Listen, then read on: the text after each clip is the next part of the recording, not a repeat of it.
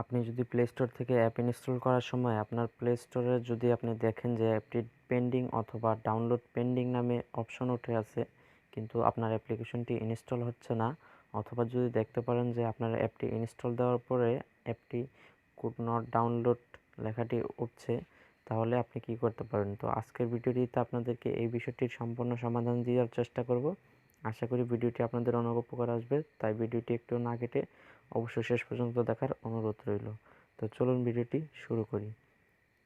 তো বন্ধুরা, এর জন্য প্রথম একটি সমাধান হচ্ছে আপনি আপনার ফোন স্টোরেজটা পর্যাপ্ত পরিমাণে আছে কিনা আপনি সেটা প্রথমে যাচাই করে নেবেন। আপনার ফোন স্টোরেজ যদি প্রথমে কম থাকে তাহলে কিন্তু আপনার এই সমস্যাটা দেখা দিতে পারে।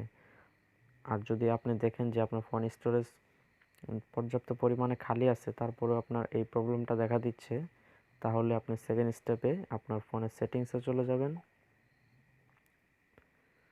ফোনের সেটিংসে যাওয়ার পর আপনি দেখতে পাবেন অ্যাপ্লিকেশন ম্যানেজার অথবা অ্যাপ্লিকেশন লিখে এখানে একটা অপশন থাকবে, এটাতে টাচ করবেন। তারপর দেখতে পারবেন এখান থেকে অ্যাপ্লিকেশন ম্যানেজার। এখন এখান থেকে আপনার যতগুলো অ্যাপ্লিকেশন আছে সবগুলো অ্যাপ্লিকেশন এখান থেকে শো করবে। তো একটু ওয়েট করে নেই।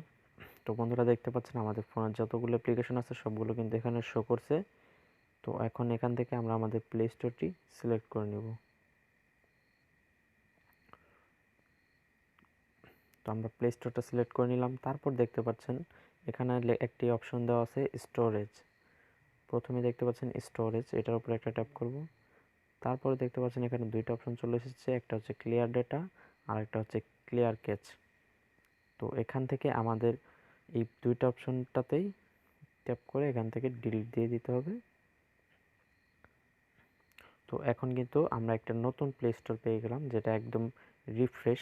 এখন কিন্তু আপনার সমস্যাটার সমাধান হয়ে যাবে ইনশাল্লাহ।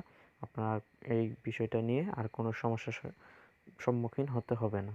তো এই দুইটা জিনিস আপনি সবসময় ভালোভাবে খেয়াল করবেন। তারপরেও যদি আপনাদের কোনো কোশ্চেন থেকে থাকে এই অ্যাপ ইনস্টল প্রবলেম নিয়ে, তাহলে অবশ্যই কমেন্ট বক্সে জানিয়ে দিবেন। দেখা হবে পরবর্তী ইন্টারেস্টিং কোনো ভিডিওতে। এ পর্যন্ত সবাই ভালো থাকবেন, সুস্থ থাকবেন।